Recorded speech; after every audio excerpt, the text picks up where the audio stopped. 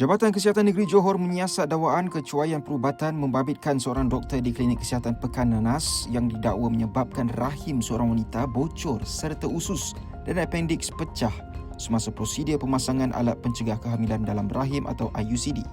Siasatan dimulakan oleh Pejabat Kesihatan Pontian selepas aduan diterima melalui sistem pengurusan aduan awam SISPA pada 23 Disember lepas. Pesakit menjalani prosedur berkenaan pada 19 Disember sebelum dirujuk ke Hospital Sultanah Aminah akibat komplikasi serius. Jabatan Kesihatan Johor memaklumkan sebuah jawatan kuasa siasatan telah ditubuhkan dan tindakan akan diambil berdasarkan hasil siasatan. Difahamkan pesakit turut membuat laporan polis terhadap doktor berkenaan atas dakwaan kecuaian perubatan.